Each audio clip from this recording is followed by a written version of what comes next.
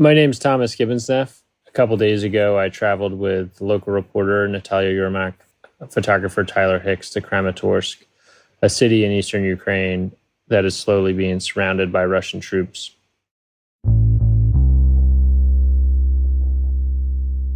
When we arrived, it felt very much like a ghost town. Most shops were closed. The people left were elderly, and it felt like it was preparing for some kind of storm. Here on Friday, what was presumed to be a Russian missile hit the railway station, killing more than 50 people.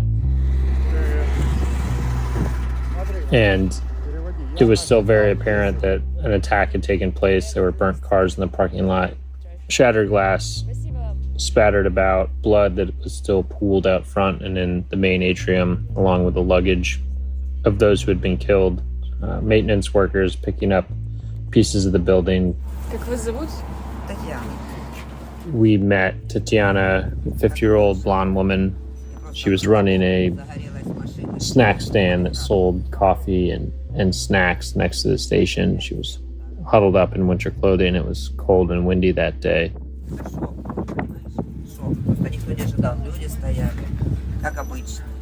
She said that she had been there when the missile had struck.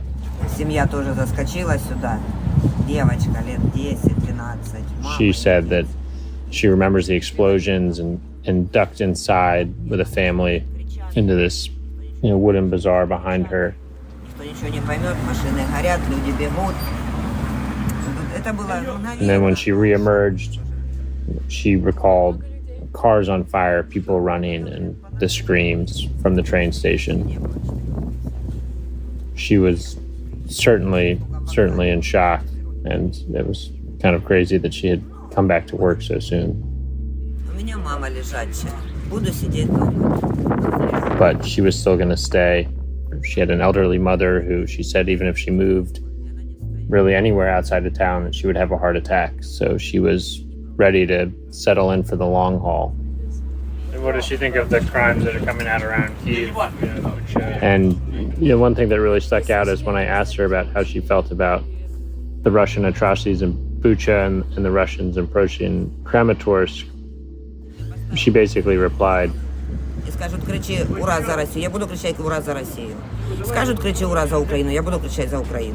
someone puts a rifle to my head and says, "Hail Ukraine," I'll hail Ukraine. If someone puts a rifle to my head and says, "Hail Russia," I'll hail Russia.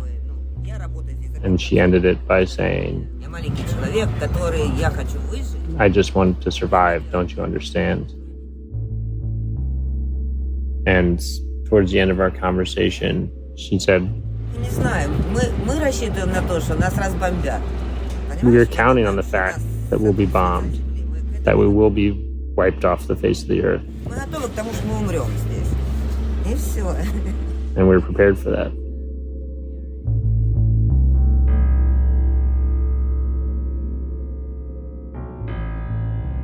From the New York Times, I'm Sabrina Tavernise. This is The Daily. After a disastrous defeat in northern Ukraine, Russia has begun a high-stakes battle for the country's east. Today, my colleague, Eric Schmidt, on the failures that led to Russia's pivot and on why the next few weeks are so critical to the future of the war. It's Wednesday, April 13th.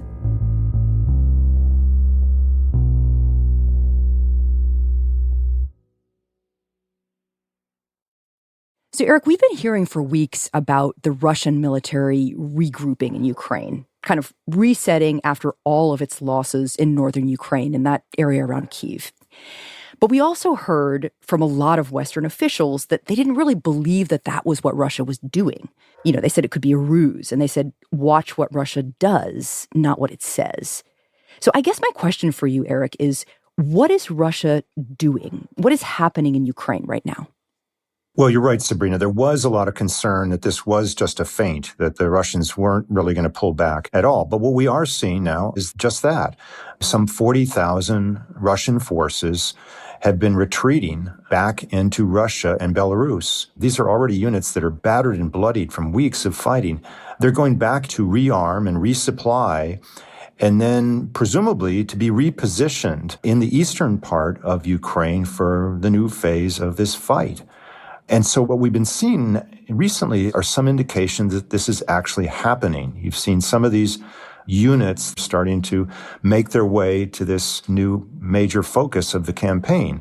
There is a major column of several miles long that's moving south down toward this area in eastern Ukraine. It's basically truckloads of infantry support equipment and attack helicopters and command elements. And these are all the kind of reinforcements that you'd need for a major offensive that may be in the next several days or a couple of weeks. The second indication of this new approach was a missile attack against a railway station in Kramatorsk, a small city in eastern Ukraine last Friday. They killed 50 people and injured hundreds more. This missile attack may have been conducted by the Russians to knock out an important capability for the Ukrainian military to send troops, send reinforcements basically to the eastern front here. Obviously, it also had this horrible effect of killing all these innocent civilians who had rushed to the train station that day to try and get out of the combat area, and because they were there, ended up dead or badly wounded. And so this attack essentially represents the opening salvo in this new phase of the war that's coming. So it sounds like a real change in strategy for the Russian military. It really is. It's like a big fat do-over here. Because if you look at what Russia started with, they really were starting this war fighting on 4 different fronts.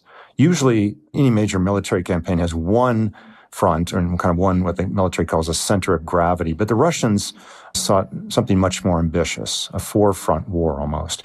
The first was the attack from the north on Kyiv, the Ukrainian capital. The second was to continue the war in the eastern portion of Ukraine called the Donbass. This is the part of the conflict that's been going on for the last 8 years between Ukraine and Russia, but on a more limited scale.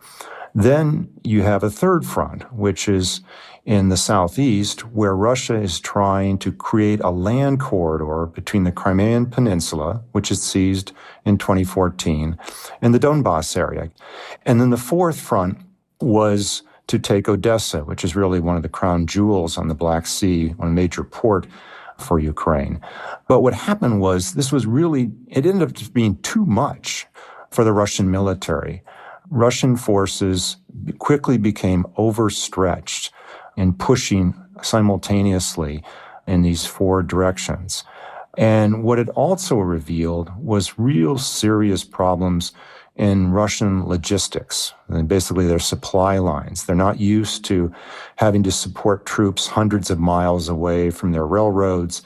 And quickly what happened was when your supply lines are attacked and are disrupted, you start running out of important things you need to run a war with, like fuel, like ammunition, like water and food. Right. There were a lot of reports of Russian soldiers stealing food, stealing gas from locals. They were really kind of scrounging around, these soldiers. Exactly. And it showed just what kind of poor planning there had been. Again, underlining the flawed assumptions that Moscow had going into this war of how they believed it would be over in a very tidy fashion. And it's been anything but tidy, to be sure. So it sounds like the Russians really bit off more than they could chew, really kind of overestimated what they could actually achieve. What else have we learned about missteps by the Russians? Well, one of the major missteps was just the whole command structure that the Russians employed for this war, at least so far. And that was they started this war basically running it out of Moscow. You had senior generals hundreds of miles away thinking this was going to be a fairly quick and scripted battle, giving the orders to their troops in the field. And what happens is when things start going badly, the Russians do not have a nimble type of military, particularly a nimble kind of command structure that deals with adversity. And why is that? Basically because of how the Russian military is built.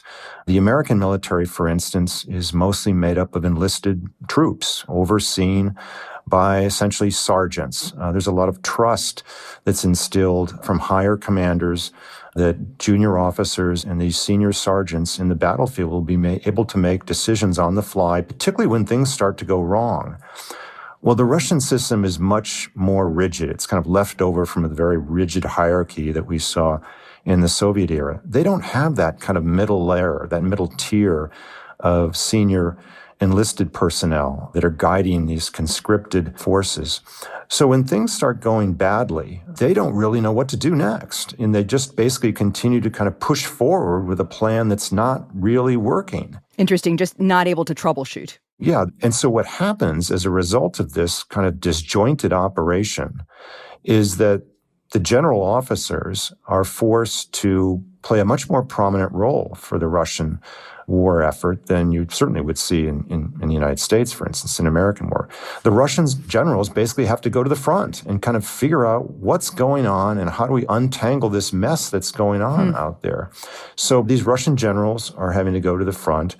And suddenly we notice that they're getting killed. And as many as 7 generals that we know of have been killed in the frontline positions, which is a staggering number by any American standards. Wow. The other thing that we learned, not only is the command structure kind of, broken, really, but the way the Russians are communicating with each other is a real disaster. They're basically speaking on open communication on radios that are unsecured. They're not encrypted. So the Ukrainians can listen in and they can hear the generals saying, I'm going to be moving to the front. And they basically started targeting these senior officers, the Ukrainians did, hitting them with sniper fire, hitting them with mortars. So the Russians actually don't have their own secure communications? Apparently not. Amazing. They're using Ukrainian Wi-Fi to prosecute their war. Essentially, they're speaking in the open, not thinking it's going to be an operational security breach, which it certainly is, and it leads to even more casualties and more dysfunction and more chaos in the Russian ranks. So, Eric, just to summarize here, we have the top commanders in Moscow giving direction from afar, and then we have the Russian generals on the ground who go to fix things. And when they go in, they are being killed, in part because they actually don't have secure communications to talk on. So they're being eavesdropped. They're being listened to. That's right. And where this leaves just regular soldiers is a complete state of disorganization. And they're suffering huge casualties. The numbers, we don't know exactly what they are, but estimates range from 7,000 to 15,000 Russian dead in just these first 6 or 7 weeks, wow. Another 20 to 30,000 wounded. This would far outpace the casualties that the Russians suffered in Afghanistan for over a decade. Just staggering numbers so quickly into this fight. And that's one of the reasons why we're seeing a pivot in the strategy. So, Eric, why did it take the Russians so long to make this pivot to the east? Well, I think first you had Russian commanders taking their orders from President Putin, just really not believing what they were seeing on the ground, and that this Ukrainian military and Ukrainian public really was standing up with such fierce resistance to the initial invasion. So I thought there's probably a part of the Russian military that's saying, well, we just got to push harder and we got to fight harder through this and we'll achieve our goals. But the second thing is it's clear that nobody wanted to be the bearer of bad news back to President Putin, that all his ambitious goals were being stymied by these folks he doesn't even consider a country. And so the Russian military just kind of keeps plunging ahead with this flawed strategy based on flawed assumptions, hoping that they can break through initially with their military might, and then later with the shelling of the cities that we see, hoping to terrorize the Ukrainian public into submission. But neither one of these strategies really works. It goes on for weeks. And it's only as the casualties are mounting and the Russian forces are failing to achieve their objectives that finally word starts to filter back to Putin that things just aren't going the way they were planned, and that the Russians are going to have to come up with a plan B here.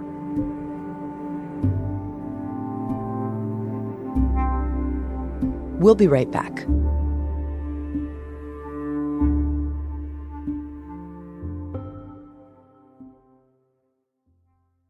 This is Somini Sengupta. I'm a reporter for the New York Times. I've covered 9 conflicts, written about earthquakes, terror attacks, droughts, floods, many humanitarian crises. My job is to bear witness. Right now, I'm writing about climate change, and I'm trying to answer some really big and urgent questions about life on a hotter planet. Like, who is most vulnerable to climate change? Should we redesign our cities? Should we be eating differently? What happens to the millions of people who live by the coast as the oceans rise? To make sense of this, I talk to climate scientists, inventors, activists. Mostly, I document the impact of global warming. And that impact is highly, highly unequal.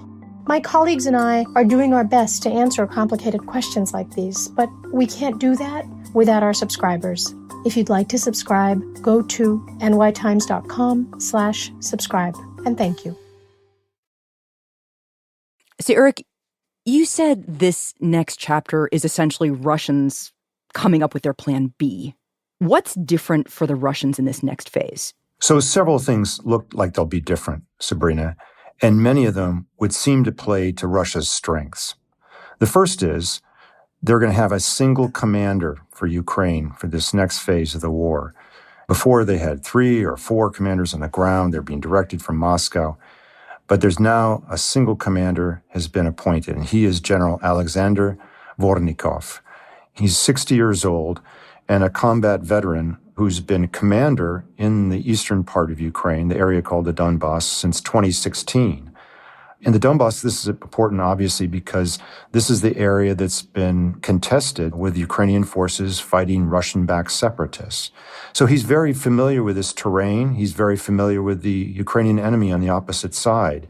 And as commander of the Southern Military District, he was a logical choice for Putin to tap for this important mission. So effectively, the very guy who's actually been prosecuting the war out east, which of course started in 2014, is the one who's going to be at the helm of this next phase. That's right. Now, this general has a history that's interesting as we look to what may unfold further. He was the first Russian general that was sent to Syria in 2015 when the Russians sent troops there to back the government of President Assad, who was failing quickly. And so he has experience in fighting in urban areas there, and in fact has been accused of carrying out attacks on civilians in Syria, namely in Aleppo, one of the major cities of that fight, and going after civilian structures and hospitals and things like that. Many of the types of attacks that the Russians have been accused of doing in Ukraine now. So he's well familiar with both the strategy in Ukraine, but also in fighting in urban settings as well. Eric, another big advantage, I would think, is that the Donbass, of course, is right next to Russia. I mean, there's a huge, long border that they share. So presumably Russians and the Russian military can just drive across. That's right. The proximity to Russian supply lines is much closer than it was in the north. And so as the Russians start building up their forces, they're able to send reinforcements from Russia much closer, and they'll be able to resupply them much closer. A second possible advantage for the Russians is the topography of this land. Unlike northern Ukraine, with its urban settings and forests, which provided lots of places for concealment for Ukrainian fighters to pop out and attack invading Russian troops, these are the wide open plains. This is if the battle's unfolding in the plains of Nebraska or Kansas. And that may give some advantage to the Russians, where they can mass their tanks, their attack helicopters and aircraft in an open space where they go more toe-to-toe with the Ukrainian military. So, Eric, what are you hearing about what the Ukrainians are doing to prepare for this phase of the war? So the Ukrainians see the next couple of weeks as pivotal for this campaign. They see the Russians basically back on their heels. 40,000 troops have left the north to rearm and resupply. The Ukrainians have the momentum, and they're trying to keep it up. They're trying to push the Russians back. They're basically trying to win. And you see this with President Zelensky of Ukraine pleading with the United States and other Western allies not just for more of the same kind of weapons, which he still needs, but heavier weapons, things like tanks and howitzers and artillery, things that the Ukrainian army will need in this next major offensive. At the same time, however, the Russians also see this as an important time period. That's why they're rushing to kind of get these other forces into the fray and push while they may be able to take advantage of some what could be strengths on their side. And what they're trying to do is basically, with these troops that are coming down from the north that we talked about before, as well as troops, if they can muster it, coming up from the south, they want to basically, if they can, surround this large portion of the Ukrainian military that's fighting in the east and wipe them out. So just to make sure I understand, the Ukrainians are trying to push the Russians back, and the Russians are trying to cut the Ukrainian forces in the east off from the Ukrainian forces in the west. That's right. So the race is on here for both sides to try and rush their reinforcements to this pivotal battle in the open plains of eastern Ukraine to see who can prevail over the next few weeks. The West is trying to pour more weapons in, more heavy weapons that are coming from other countries. The Russians are probably going to be rushing not only the forces that were in the north, but they're also pulling Russian forces from elsewhere. The Republic of Georgia, they're tapping Russian mercenaries. There's a new batch of recruits that they may throw into the fight without the usual training. So both sides see this as very important. Western analysts have said that President Putin would very much want to have a major achievement by May 9th, which is called Victory Day. That is the day that Russia celebrates victory over Germany in World War II. So that's less than a month away. So pressure's on both sides now to pour in as many troops as they can for a fight that's probably going to unfold in the next several days or a couple of weeks. Eric, you said that Ukraine is really trying to win, which, if we think back to the beginning of this war, is pretty surprising, given where we thought Russia was, where we thought Ukraine was. Could Ukraine win? Is that a possibility? Well, if you'd asked me a month ago, or even a couple of weeks ago, I would have said it's very unlikely. And it's still a long shot, just again, what we've talked about, given Russia's numerical superiority, technological superiority. But the Ukrainians had pretty much defied all these expectations, both from the Russians and from the West. And with the momentum they have now, with the backing of the West that they continue to have, if they can pull this off over the next couple of weeks, there is a very good chance that at least militarily they could push the Russians back to where they were prior to the invasion on February 24th. That may not end the war, of course, because there's still much more that could happen. But these are the things that are now in play. I mean, all of this is really shocking, right? Considering that we expected that the mighty Russian military would roll in and take Kyiv in the first weekend of the war. So I guess I'm wondering, Eric, what has all of this ultimately taught us about Russia's military? Well, it's taught us that much of what the Russian military, the vaunted Russian military that the U.S. and others have been talking about, and this is a military, to be sure, that's been modernizing over the last 20 years, upgrading its army, its air force, its navy. You've seen Russia taking bites out of some of its neighbors, starting with the Republic of Georgia in 2008, Donbas region that we've been talking about in 2014, as well as Crimea, and of course in Syria, where the Russians were able to basically prop up the government there using commandos, land forces, air forces in a way that they hadn't really done. And it impressed Western military analysts. But these were all things that were on a much smaller scale. They were much narrower objectives for the Russians, and perhaps the West projected a strength and a superiority and a complexity that the Russian military just didn't have. What we've seen is basically rot and corruption and ineffectiveness and inability to communicate both on the battlefield and from the battlefield back to the Kremlin itself. So this war has really exposed the weaknesses of the Russian military for all the world to see. And I imagine that probably puts a lot more pressure on Putin to come away with something, to have some kind of victory in this next phase of the war. That's right. It's politically essential for Putin to achieve a victory of some kind after all this. He's staked his reputation on this. He's been fixated with Ukraine. And so if the Russians are backed into a corner or don't, or fail again in the Donbass in eastern Ukraine, where will Putin go next? There are obviously fears that he could lash out and use, some of his most extreme weapons. We've seen indications that Russia has used chemical munitions, for instance, or that they've used some cluster bombs that kill civilians. So while we don't know exactly how this phase of the war will unfold, what we do know is that it's hard to overstate just how important these next few weeks will be.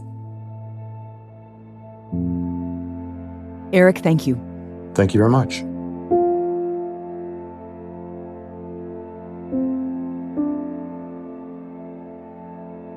On Tuesday, in his first extended remarks about the war in nearly a month, Vladimir Putin said that diplomatic talks had broken down and that the war would continue until, quote, its full completion and the objectives that were set at the beginning are achieved. Операция будет продолжаться военная до ее полного завершения и решения тех задач, которые были поставлены в начале этой операции.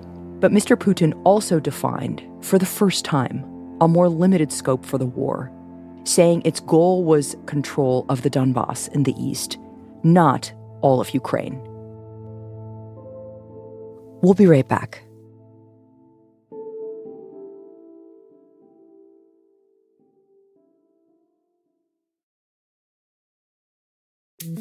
Here's what else you need to know today. Just before 8:24 this morning, as a Manhattan-bound N train waited to enter the 36th Street station, an individual on that train donned what appeared to be a gas mask. He then took a canister out of his bag and opened it. The train at that time began to fill with smoke. He then opened fire, striking multiple people on the subway and in the platform. On Tuesday night, the police in New York were conducting a sweeping manhunt for the perpetrator of a mass shooting on a subway train in Brooklyn. The suspect, wearing an orange construction vest, shot at least 10 people and injured 13 others. Some of the victims were in critical condition, but all were expected to survive. Cell phone video taken on the subway platform at the 36th Street station in Sunset Park showed panicked riders stumbling out of smoke-filled cars, some of them with gunshot wounds. Later Tuesday night, the police in New York identified a man they called a, quote, person of interest. The police said that the man, Frank R. James, had rented a U-Haul van in Philadelphia. A key to the van was found in a collection of items on the train that they believed belonged to the gunman, including a Glock 9mm handgun, 3 ammunition magazines, a hatchet, fireworks, and a liquid they believed to be gasoline. It was the worst shooting in the history of New York City's subway. Today was a difficult day for New York.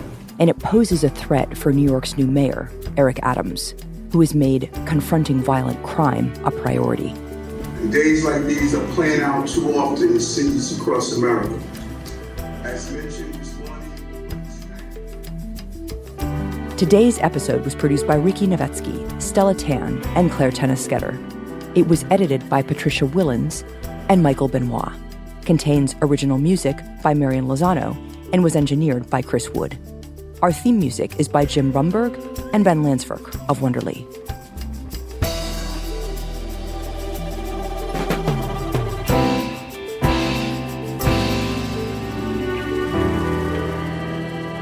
That's it for The Daily. I'm Sabrina Tavernise. See you tomorrow.